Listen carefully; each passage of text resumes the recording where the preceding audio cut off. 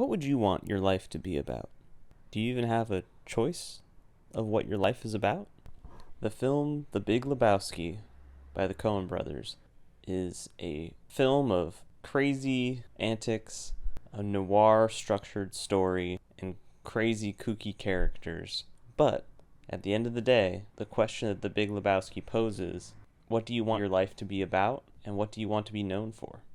The Big Lebowski is a neo-noir film set in early 90s Los Angeles. And as the narrator, the stranger, tells us, it is nothing of any great importance. It is a irreverent place. And we find ourselves following the story of the dude, a man who is equally has lived his life as irreverent as he could possibly live it. The dude lives a quiet life, bowling, smoking weed, and enjoying White Russians. A man with no real purpose, but without any real trials or tribulations, enjoying himself, vibing out, until sharing a name with another gentleman named Lebowski gets him into some hot water. Two men attack him and think that he is the other Lebowski, and then piss on his rug. This one mistaken mix-up of identity takes Lebowski and his friends Walter and Donnie on a crazy left-field noir story of trying to find a kidnapped girl, trying to find some money, dealing with rich philanthropists, pornographers, business people, the police, and artists. And after first watching the movie, you may be asking yourself, there is no point. There is just randomness, coincidence, craziness, and the story just seems to end without any real massive climax or conclusion. Supposed big payoff of a neo-noir film structure doesn't seem to happen. But after watching the film a couple of times, I think there is a philosophical message to glean from The Big Lebowski. It is giving us a survey of how people live their lives and how they see themselves in their life. The Big Lebowski is a story of identity in a lot of ways, and how the world can affect your life and change how you feel like you can affect the world. The dude is an irreverent man. He has no real background, no great story of himself, no great accomplishments, but he's a chill dude. He's fun to be around and enjoys himself. We can use him as a mirror to analyze the other characters in the film. One of the first big characters we meet in the film is the other Lebowski, a man who is supposedly accomplished, has been successful his whole life. He's overcome adversity. He's disabled, and he is a fully accomplished, self-realized man, supposedly. That is the aura that he wants to exude to the rest of the world. And because of that, he feels entitled to look down his nose at the dude, call him a bum, tell him that he hasn't accomplished nothing in his life. His life has been a waste to this point. They're basically supposed to be mirrors of each other. One is fully accomplished, supposedly fully realized, and the other Lebowski is content with himself, no real accomplishments, no real story. And that's a concept that we kind of go into as we visit all of the characters of The Big Lebowski. As we get to know Walter better, we realize that he is also a man who lives his life not by his identity of who he actually is, but who he chooses to see himself as. He is constantly talking about his past in Vietnam. He's constantly talking about being Jewish, even though he wasn't even born Jewish and converted to Judaism for his ex-wife, his now ex-wife. And Walter believes himself to be a crack operator, some great action hero, when in reality he's completely incompetent. And then we come across Maude Lebowski. The aura she tries to project about herself is that she is a new age feminist woman who is an accomplished artist, but in reality she's just a rich kid from a rich background and is just trying to distance herself from the uptight world that she came from.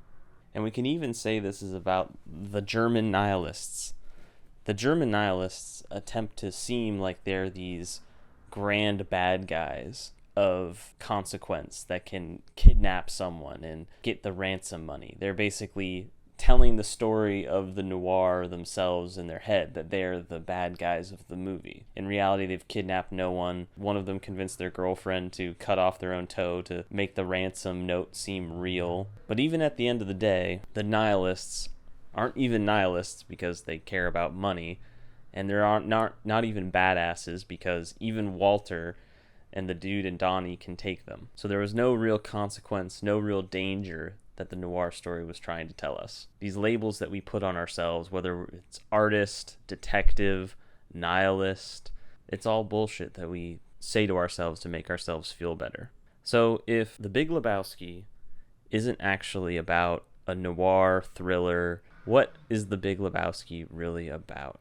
I think the Coen brothers give us a little bit of a hint by calling the German nihilists nihilists. Nihilists basically believe that in nothing, and that anything is permissible because nothing has any purpose, there is no purpose to anything, and life isn't really even worth living. This label can be a jumping off point to describe the rich Lebowski. He is an existentialist. He believes in his own ability to control the world and living it to its fullest potential, and his accomplishments and his goals can easily be achieved, and he has a true purpose in life. But just like the nihilists, we know that that's not true because he isn't actually successful because of any of his own deeds. He married into his money, and when they gave him the opportunity to manage anything, he didn't do a good job of it. He is a man who lives off of the windfall that he got in his life by no real consequence. So if living as a nihilist or an existentialist isn't really true or valid ways of living your life, what is the better philosophy to live your life by? I think the dude embodies this philosophy, and I think you could describe it as absurdist. Life isn't necessarily a meaningless venture with nothing worth living, but life isn't a incredibly purposeful pursuit that you can achieve extreme greatness if you just apply yourself enough. Absurdism is understanding the absurdity of the world you live in, experiencing it, living through it, experiencing life as it comes through you, no matter how crazy, insane, wacky it all is, like the dude goes through in the story of The Big Lebowski. But at the end of the day, still trying to do the best with what you have and trying to be happy with your life. And that's what the dude does. And that's the real discovery at the end of the movie. Getting that money isn't going to make the Lebowski happy. Solving the case isn't something that's going to make him that happy either. Throughout the whole movie, for the dude, Walter, and Donnie, the things that bring them the most joy in their lives is going bowling and having fun with each other. And that is, in a way, their greatest purpose in life, is to enjoy themselves, enjoy the absurdity of the world around them, and enjoy what they can with each other. That's the real tragedy of the movie, is that Donnie isn't even killed by anybody. He just gets a heart attack and passes away. And the real tragedy isn't that the loss of the money or the hero story. It's just the loss of a friend that you enjoyed life with. That's the real tragedy. The dude and Walter get through it together, and they keep going on, bowling and enjoying their lives, and just trying to make it through the absurd world that they're currently going through. The absurdist view that the dude embodies is visualized by the fever dreams that the dude goes on between being knocked out in the story. All these things of associating between bowling, Maude, Saddam Hussein, all these different concepts that are all being melded together into these dreams is the human brain trying to create a pattern from all of the craziness and absurdity that is around him. But it's impossible to create a pattern that is understandable because of the world we live in. It is too interconnected. And that's what the stranger hints at the end of the movie, is instead of getting obsessed with all these big concepts and big ideas like money, power, accomplishments, it might be better just to sit with yourself and enjoy a sarsaparilla. Thanks for listening to my analysis of The Big Lebowski by the Coen brothers. Please like and subscribe if you like these, and I'll make some more videos in the future. Thanks.